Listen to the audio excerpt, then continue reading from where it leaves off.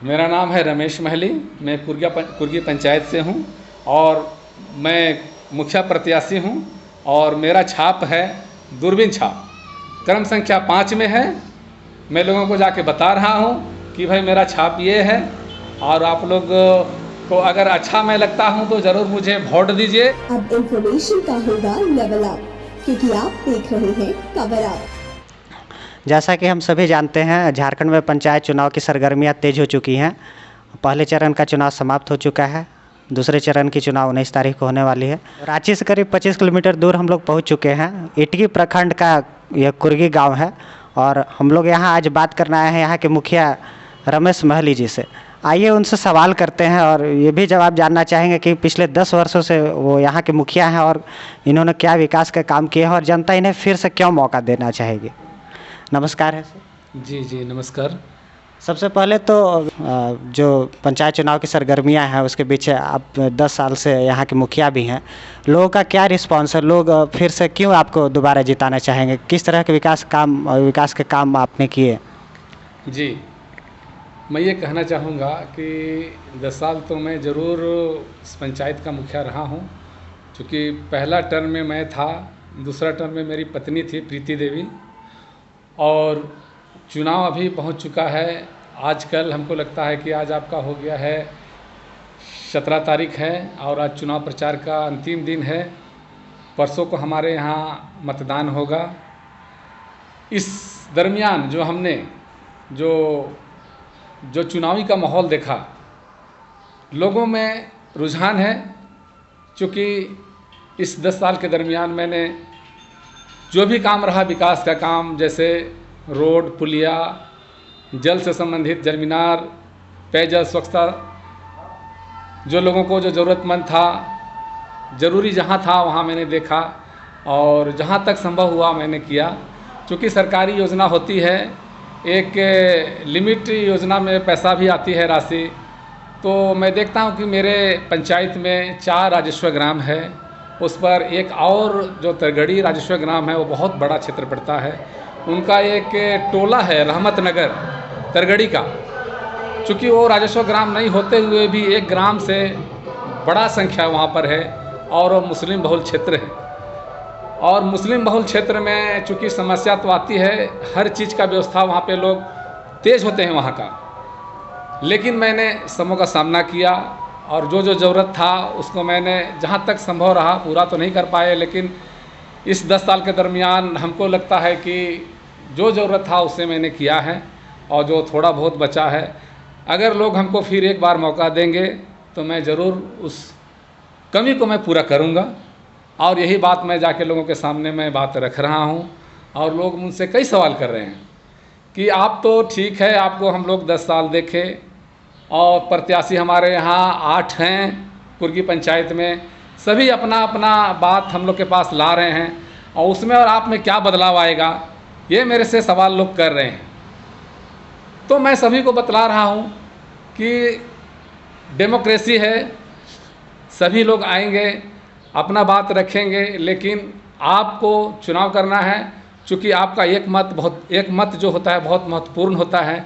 आप लोग देख लीजिए 8 में प्रत्याशी में कौन आपके लायक है, जो आपके लिए काम कर सकता है। आपका दिन हो रात हो या कभी भी विकास के अलावे आपका बहुत सारी चीज़ें हैं जो गांव घर में हमारे बीच कभी झगड़ा झंझट भी होती है, कुछ ज़मीन का लेकर विवाद होता है। इन सबों को हम लोग का माहौल कैसे बना के अच्छा रखना है, ये सारे मुखिया का काम है। तो इस चीज़ को भी आप लोग निर्णय लेना है कि जो मुखिया आपके लिए ऐसा कर सकता है। चूँकि हम आपके बीच 10 साल रह चुके हैं, हमने क्या किया नहीं किया वो आपके सामने है। मैं ज़्यादा बोलूँगा तो आप लोग बोलिएगा कि भाई अभी चुनाव आया तो ऐसे बोल रहा है, वो मेरे पास नहीं है, इसलिए मैं ज़्यादा नहीं बोलूँगा। और जो काम किया है आप लोग खुद हमको बतला रहे हैं कि भाई आपने ये काम किया, लेकिन ये आपका छूटा है। तो मैं आप लोगों की बात को मैं नोट कर लिया हूँ। आने वाला समय में अगर ज़रूर आप हमको मौका एक बार दीजिएगा तो मैं पूरा करूँगा। यही मैं उम्मीद के साथ आप लोग के पास आया हूँ। अगर मैं आपको लगता है कि मैं कुछ करूँ या कर सकता हूँ तो एक बार मुझे ज़रूर मौका दीजिए। विकास के जो आप काम बता रहे हैं उसमें कौन से ऐसे योजनाओं का आप नाम लेना चाहेंगे कि जनता उसको देख के कहे कि नहीं, मुखिया जी ने बड़ा अच्छा काम किया है, इन्हें फिर से मौका देना चाहिए? कुछ योजनाओं का आप नाम बताएं जिनसे लाभुकों को लाभ मिला हो। जी, योजना तो हुई है, देखिए रोड नाली भी हुए हैं, लेकिन पिछला सरकार जो था इसके मतलब पिछला में जो रघुवर सरकार थी उस समय रोड नाला तो बहुत कम ही बना, लेकिन पानी पर ज़्यादा फोकस था। और देखे कि क्षेत्र में लोगों को पानी का बहुत कमी था। एक मौका भी लगा अच्छा कि पानी पे हम लोग को कुछ काम करना है, तो पुराने चापाकल था उस पर हम लोग जल मीनार लगाए और लोगों को घर घर तक पानी हम लोग दिए हैं। जहाँ तक है कि हमारे पंचायत में पानी का काम जितना हुआ है, लोगों का समस्या आधा से ज़्यादा ख़त्म हो गया है। और रोड नाला इस बीच में हमारे बीच 3 साल तक तो काम हुआ नहीं, क्योंकि अभी जो हमारा फंड आता है टाइड और अनटाइड, तो टाइड में होता है पानी पर हम लोग का जो समस्या आती है उस पर हम लोग को काम करना पड़ता है, और अनटाइड में जो रोड आता है और जो भी उसे पुल पुलिया का या जो हुआ ये सब काम आता है, तो हम लोग रोड नाला में तो ज़्यादा नहीं कर पाए हैं। पानी में ज़्यादा फोकस हम लोग दिए, चूँकि सरकार का ये गाइडलाइन था और पानी पर ही हम लोग ज़्यादा काम। विकास की योजनाओं की बात किया जाए तो वैसे कौन सी योजना है जो अब की बार अगर जनता आपको मौका देती है तो आप उनको सबसे पहले पूरा करना चाहेंगे, जो लग रहा है कि एक बार और मौका मिलता है, ये योजनाएं छूट गई हैं, इस बार फंड आएगा तो ये सबसे पहले पूरा करेंगे? ऐसी कौन सी योजनाएं हैं उनके बारे में थोड़ा सा बताएं। जी जी, देखिए मैंने तो सबसे पहले ये कहूँगा कि हमारा पंचायत है, गरीब क्षेत्र है, गरीब भी वैसा नहीं है, लेकिन जो बढ़े और जो मतलब बूढ़े हैं उनका मैं प्रयास किया हूँ कि वृद्धा विधवा का जो पेंशन योजना है वो मेरे ख्याल से लगभग 100% कर दिया हूँ। चूँकि हाल में अभी जब मैं भ्रमण कर रहा हूँ उसमें कुछ बातें आई कि मेरा छूट गया है, मेरा ये पेपर नहीं था जिस कारण नहीं हुआ, तो मैं उन सभी को ये बता भी दिया कि भाई वृद्धा और विधवा पेंशन अब तो इस तरह से हो गया है, जो पहले जिला से बनता था अब तो हमारे प्रखंड में ही होता है। ये आप कभी भी किसी भी टाइम आप लोग, जैसे उम्र का एक बाध्यता है जो कि 60 वर्ष पूरा करना होता है, अगर हो गया तो उनका होना ही होना, ये सरकार का ये योजना है, ये मैं बता रहा हूँ। तो वो काम मैंने किया है पूरा। और रही बात की रोड नाला भी अभी तक में हमको लगता है कि चूँकि उस समय वित्तीय पावर हमारा 2.5 लाख का था और पिछले कुछ महीना से हमको लगता है कि आचार संहिता लगने से पहले 3-4 महीना पहले सरकार का एक आदेश आया कि मुखिया को वित्तीय पावर 5 लाख कर दिया है। तो मुझे लगता है कि जो भी योजनाएं आएगी आने वाले समय में, तो जो कम काम होता था वो हम ज़्यादा राशि आएगा तो ज़्यादा काम करेंगे, तो काम का हमारा मतलब विस्तार होगा और जल्दी हमारा काम होगा। तो रोड नाला का कुछ काम अधूरा है, मैं उसको सोचा हूं कि आने वाला समय में उसको मैं पूरा करूंगा। आपसे ये भी जानना चाहेंगे कि चूँकि आप लंबे समय से मुखिया रहे हैं, तो 10 सालों में आपने क्या देखा कि मुखिया का जो पावर है, अधिकार है, उसमें किस तरह का कुछ आपको लगा कि बदलाव होना चाहिए, कुछ ज़्यादा पावर देना चाहिए? इस बारे में क्या आपका अनुभव रहा है? जी, ये सही बात है। चूँकि मुखिया को जो पावर है 29 विभाग को मिलने का, वो हम लोगों को नहीं मिला था। अगर देखा जाए तो बिहार और झारखंड में बहुत फ़र्क है। जो पंचायती चुनाव का जो एक मुखिया का जो एक वित्तीय पावर होता है, वो उनमें जो जिस विभाग को मिलना चाहिए वो हमारा झारखंड में सरकार नहीं दिया है। मैं चाहूँगा कि जो झारखंड सरकार से भी आग्रह करूँगा कि जो मुखिया के पास जो एक बुनियादी चीज़ें, जो छोटी से लेकर बड़ी चीज़ जो होती है, सारा मुखिया को ही मतलब ये देखना पड़ता है। तो मैं चाहूँगा कि सरकार से भी कहूँगा, आग्रह करूँगा कि जो भी मुखिया के लिए जो एक नियमावली है 29 विभाग का, वो सारा दे, ताकि हम लोग चाहेंगे कि सारा का मुखिया से ही समाधान होता है। क्योंकि जनता बहुत गरीब होते हैं, बहुत को नहीं जानकारी होता है, बोलते हैं कि हमारा काम ये नहीं हुआ, वो नहीं हुआ, तो हम लोग भी मजबूर हो जाते हैं, क्योंकि वो पावर हम लोग को पूरा मिला नहीं है।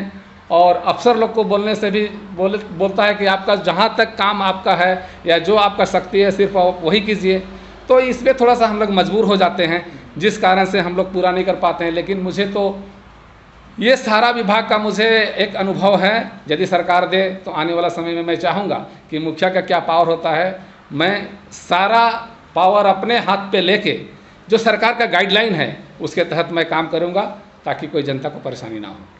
क्योंकि आप खुद एक जनप्रतिनिधि हैं, तो अगर देखा जाए तो जो क्षेत्र के विधायक हैं और जो सांसद हैं उनसे अगर आपको कभी कोई ज़रूरत पड़ता है या जन समस्याओं को लेकर मिलना चाहते हैं तो उनका क्या रिस्पॉन्स रहता है? क्या वो उचित समय आपको देते हैं, सही तरीके से आपकी बात सुनते आए हैं, या फिर कभी लगा कि नहीं किसी?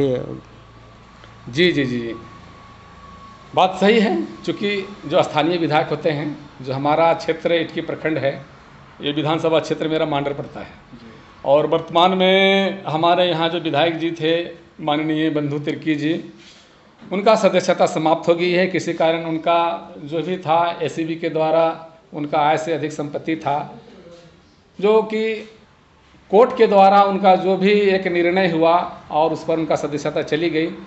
लेकिन मैं कहना चाहूँगा, चूँकि हर एक लोग राजनीति से बिलोंग करते हैं, उस पार्टी से किसी न किसी पार्टी से लोग जुड़े रहते हैं। चूँकि मैं विधायक जी थे बंधु तिर्की, उनके साथ मैं एक शुरू से कहा जाए कि मैं 20-22 साल से जो शुरू से हुआ है 2000 से मैं उनके साथ रहा हूँ, और उनका सहयोग हमको हमेशा मिला है। चूँकि 3 बार वो विधायक बन चुके हैं यहाँ का, तो उस दरमियान मुझे एक ये भी हमको फ़ायदा मिला कि जो मेरे स्तर से नहीं हो पाता था, मैं विधायक से सहयोग लेता था और उस काम को मैंने किया है। ये लोग सभी लोग जानता लोग को भी ये पता है कि भाई विधायक जी का सहयोग इनका मिलता है। इसी कारण मुझे एक लाभ भी मिला है कि वो जो एक काम यहाँ से नहीं होता है वो विधायक जी के द्वारा है, मतलब ये संपर्क करके भी हम लोग को पूरा करते हैं, इनका मुझे पूरा लाभ मिलता है। मतलब आपका कहना है कि आपसे समन्वय अगर जनप्रतिनिधियों के बीच हो तो विकास का काम तेज़ी से और अच्छे तरीके से हो सकता है। जी जी ज़रूर। मैं यही अभी जब क्षेत्र में घूम रहा हूँ तो मैं लोगों को बता रहा हूँ कि प्रत्याशी तो देखिए सभी आएंगे जाएंगे, प्रजातंत्र है, सभी के पास बात रखेंगे, लेकिन आप लोग अगर हमको मतलब एक मौका दीजिएगा तो मैं ज़रूर आप लोग का जो भी समस्या है मैं यथाशीघ्र उसको दूर करूंगा। ये मैं लोगों के पास जाके बोल रहा हूँ, चूँकि मुझे 10-11 साल से मुझे ये अनुभव है कि सरकारी योजना को किस तरह से लेना है और लोगों के बीच किस तरह से विकास का काम करना है, मैं ये बता रहा हूँ। तो इसीलिए मैंने उनको बोला कि ठीक है, मैं तो बता रहा हूँ, लेकिन उस चीज़ को आप लोग अमल कीजिए और देखिए, और मुझे एक मौका और दीजिएगा, तभी तो मैं ये आपका साथ रहूँगा और काम करूँगा। तो लोगों ने इस बात को रख रहा है और बोला कि भाई ठीक है, इतना दिन किए, उस पर आपका काम हमने देखा, जो भी किया हम लोग का काम में संतोषजनक रहा है, लेकिन जो भी कमी है उसको आने वाला समय में आप ज़रूर पूरा कीजिए, एक बार और मौका देंगे। ये बात मुझे बोल के सभी जगह से एक रिस्पांस आ रहा है, इसलिए मैं इस बार बहुत खुश हूँ कि मुझे जनता ने और एक बार मुझे मौका दे रहा है। अच्छा, आप कुछ सरकार की तरफ से भी कुछ अनुरोध करना चाहेंगे कि पंचायत स्तर पर सरकार को कुछ और भी नए तरह की योजनाएं या कार्यक्रम शुरू करना चाहिए, ऐसा आपके मन में कुछ है, सुझाव देना चाहेंगे? जी जी, चूँकि सरकार की तरफ तो जो हमारे पंचायत या गांव में जो भी काम है या विकास से संबंधित या जो भी कहिए कि उनका जो 29 विभाग जो होता है, अगर वो मिल जाए तो काम सब सिलसिलेवार हो ही जाएगा। चूँकि काम करने का एक अनुभव होना चाहिए और सारा पावर यदि हम लोग को मिल जाए तो मैं चाहूँगा कि सारा काम मैं अच्छी तरह से करूँगा, ताकि जनता को शिकायत का मौका आने वाला में मैं नहीं दूँगा। चूँकि झारखंड में इन दिनों हम देख रहे हैं कि स्थानीय नीति पूजा सिंघल ईडी का मामला काफ़ी चल रहा है, तो स्थानीय नीति का इफेक्ट इस पंचायत चुनाव में क्या कुछ देखने को मिल रहा है, या लगता है कि नहीं इसका असर विधानसभा चुनाव या लोकसभा में ही पड़ेगा? जी देखिए, अभी तक तो खैर हमारे पंचायत में उस तरह का उतना कोई असर नहीं पड़ा है, लेकिन सरकार को मैं ये भी ज़रूर कहूँगा कि भाई स्थानीय नीति बनना चाहिए, क्योंकि हर एक राज्य का एक स्थानीय नीति होता है।